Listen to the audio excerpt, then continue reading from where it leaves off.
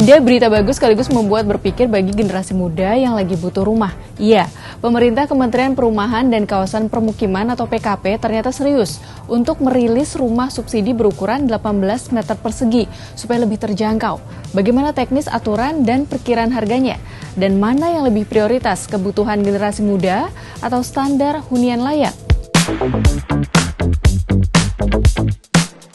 Direktur Jenderal Perumahan Perkotaan Kementerian PKP Sri Haryati Kamis 12 Juni 2025 menyebut rumah dengan luas 18 meter persegi ini merupakan jawaban dari masalah generasi milenial yang menginginkan hunian lebih simpel tetapi lebih dekat dengan pusat aktivitas. Adapun ketentuan mengenai perubahan standar ukuran rumah subsidi tercantum dalam draft Keputusan Menteri PKP nomor /KPTS/M/2025. Dalam draft terbaru ini, batas minimal luas tanah rumah subsidi dipangkas dari minimal luas tanah 60 meter persegi menjadi 25 meter persegi. Luas lantai bangunan juga berkurang dari minimal 21 meter persegi menjadi 18 meter persegi. Meski demikian, besaran maksimal luas rumah subsidi tidak berubah.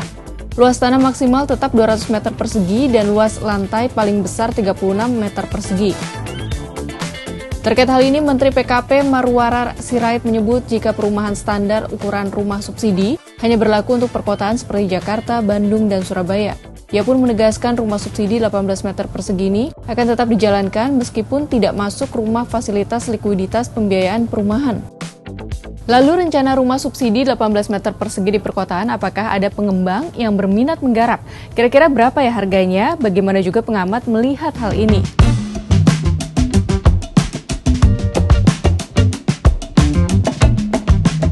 Vice Chairman Lipo Group James Riyadi menyebut para pemangku kepentingan perlu berempati bagi masyarakat yang selama ini tidak memiliki rumah.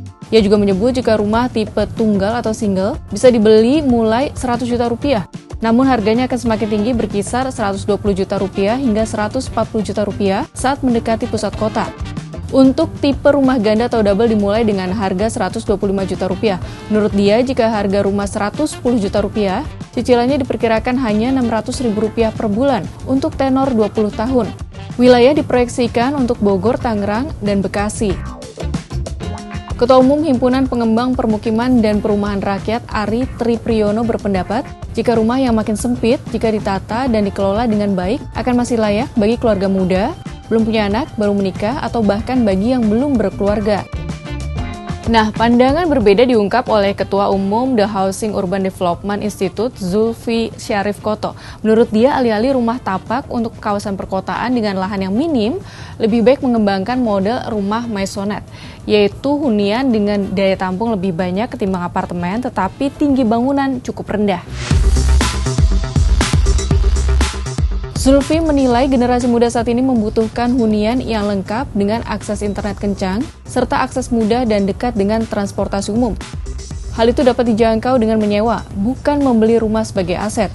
Alhasil, anak muda memiliki hunian yang layak tetapi masih dapat tetap berlibur, seperti tren masa kini. Ia pun mengkritisi jika kebijakan rumah 18 meter persegi hanya mendengarkan maunya pengembang dan perbankan, sedangkan konsumen atau anak muda sebagai objeknya saja. Sahabat Kompas, dengan penjelasan ini bagaimana? Berminat untuk membeli unit rumah subsidi 18 meter persegi di pusat kota? Apa dengan luasan ini cukup nyaman untuk ditinggali?